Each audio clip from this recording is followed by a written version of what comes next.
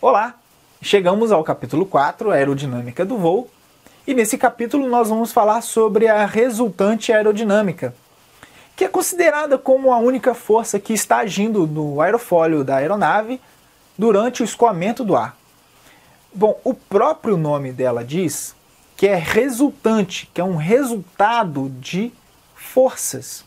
Ela resulta da soma vetorial de duas forças: sustentação, que é perpendicular ao vento relativo, perpendicular a 90 graus ao vento relativo, e da força de arrasto, que é paralelo ao vento relativo, ou seja, está na mesma direção, no mesmo sentido do vento relativo. Bom, nós vimos no capítulo anterior que quando o ar passa em torno do aerofólio, um campo de pressão é gerado. Por exemplo, quando o ar passa no aerofólio, as linhas de corrente no extradorso da asa, elas diminuem o seu espaçamento, aumenta a velocidade e, pelo teorema de Bernoulli, diminui a pressão estática. Já no intradorso, a pressão estática ela é maior, ou seja, a diferença de pressão no intradorso, que é na parte de baixo do aerofólio, a parte inferior ao aerofólio, e no extradorso, que é a parte superior do aerofólio, essa diferença de pressão estática dá a sustentação, gera a sustentação, a força de sustentação. Mas também há uma diferença de pressão que acontece no bordo de ataque e no bordo de fuga. No bordo de ataque devido ao impacto do ar, e no bordo de fuga, por onde o ar está passando, está saindo, fugindo, devido ao turbilhonamento que lá acontece.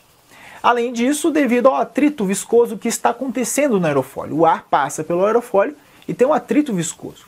Então essa diferença nesse eixo origina a força de arrasto. Então essas duas forças, essa soma vetorial, resulta na resultante aerodinâmica, que é o somatório dessas duas forças. Então acaba sendo que ela é a única força que está agindo no aerofólio. Bom, nós então vimos que essa força age devido a um diferencial de pressão, um campo de pressão gerado no aerofólio. Então nada mais justo do que falar que essa resultante aerodinâmica é aplicada no centro de pressão. Campo de pressão, centro de pressão, certo?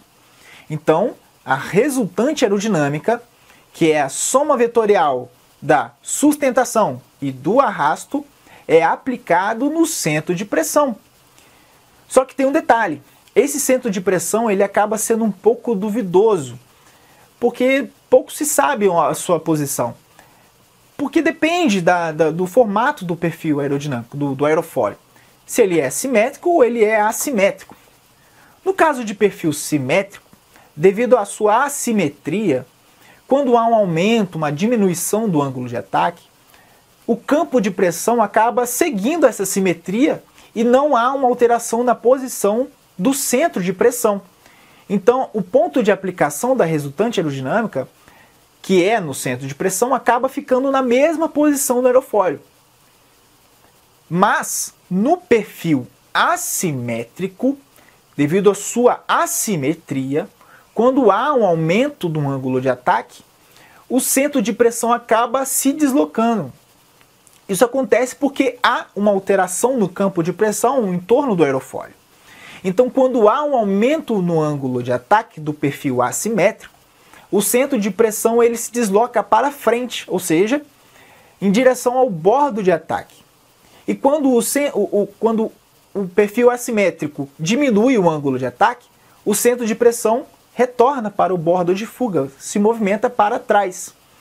Devido a essa modificação de posição do centro de pressão, o perfil assimétrico ele é considerado como sendo estaticamente instável. Poxa, o ponto de aplicação da força resultante aerodinâmica está se movimentando a cada modificação do ângulo de ataque. Então, ele não vai ser estável, né? Ele é estaticamente instável. Então, sobre a resultante aerodinâmica, é isso. Obrigado pela atenção, bons estudos e até a próxima!